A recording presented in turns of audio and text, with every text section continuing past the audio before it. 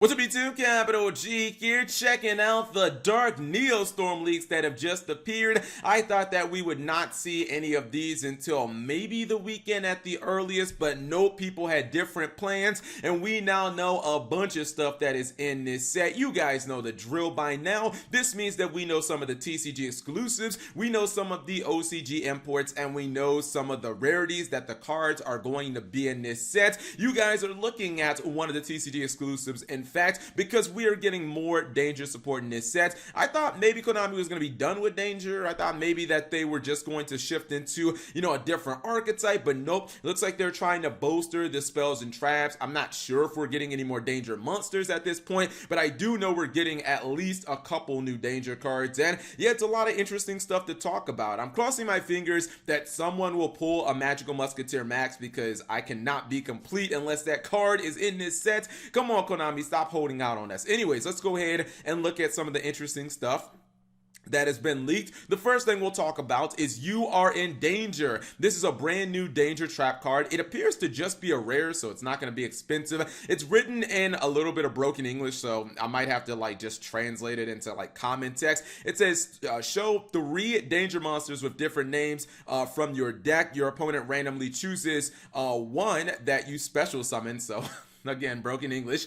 You basically reveal 3 danger monsters to your opponent. Your opponent randomly selects one of those monsters. You special summon it on the field. Then during the end phase, well, you shuffle the rest back into your deck, and it says during the end phase, destroy the monster that you special summon, and it's a hard once per turn. This is quite impressive, mainly because there are some danger monsters like Bigfoot that are 3,000 attack, and this card does allow you to summon a monster in attack mode, attack with it. Obviously you can use it as link fodder, exceed fodder, etc, etc. It is a trap card. I think if this card would have been a quick play, I legit think it would have been broken, because every Thunder Dragon player and all these people who play these danger, just splash dangers in, would stop them from just throwing it in their deck and just activating it and getting a free monster. If nothing else, it would just kind of be like an e-teleport for dangers at that point. I feel like Konami probably realizes that dangers are seeing a lot of competitive play, so they were like, yeah, we need to make this a trap. A next card, I'm gonna do this one in a different video, because this card actually has the potential to be kind of nuts. I love the little artwork though. We have another danger spell card. This is a danger equip spell. It says equip to a danger monster with this card. Okay, so equip this card to a danger monster. My goodness, the broken English. It says it gains 800 attack and defense. It cannot be destroyed by card effects, and it can attack twice during the battle phase. Okay, interesting. I mean, my first thought when I read that is obviously something like Bigfoot, because Bigfoot can go to 3,800. And you know what? Actually, I will go ahead and break this card down in this video. Why make 2 videos for this, honestly? The new TCG exclusive Handtrap, I don't know what it's, I guess it's, see, I believe that this is in German, so I think it might be gnome material, because it kind of looks like a gnome. It says, if your opponent special summons 1 or more monsters while you control no cards, you can discard this card, then select 1 face-up monster your opponent controls. In this turn, the monster may not be offered as a tribute or used as material for any fusion, XC, or link summon. You can only use this card as a hard once per turn. Now this thing is crazy, right?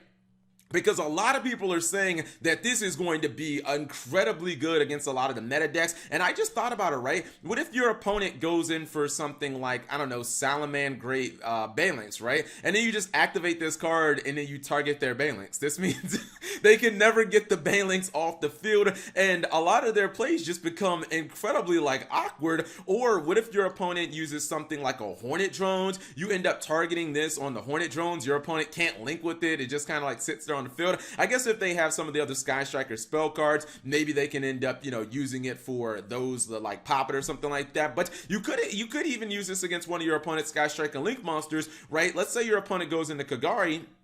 If you're going second, you target the Kagari. Now they're basically stuck with Kagari for until they blow it up, right? I mean, they can't go into Shizuku. They can't go into any of their other plays. This card seems incredibly interesting in my opinion. It's also a level 1, so there is the Link Karibo plays if you're going first and you play this card and then you just want to go into something like that. You could obviously get rid of it. You guys see pictures right here.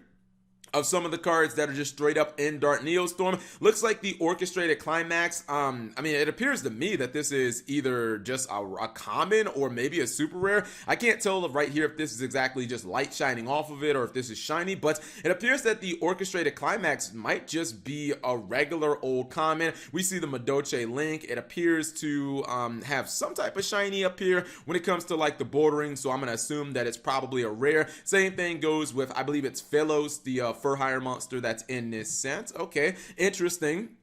We see a couple more cards that are in here. Some of the new Destiny hero support, the Amberwell. Looks like all of this stuff is basically like low rarity. I don't think Super Quantums are going to be one of the archetypes that has a lot of its cards high rarity, because here's the white layer and it looks like it's just a rare. I wish we would have gotten maybe closer pictures. I'm pretty sure that those pictures are going to come out throughout the day. So guys, just go on Facebook and Reddit. I'm sure they'll be updated regularly. We've got the new Salamangreat Great Spell card.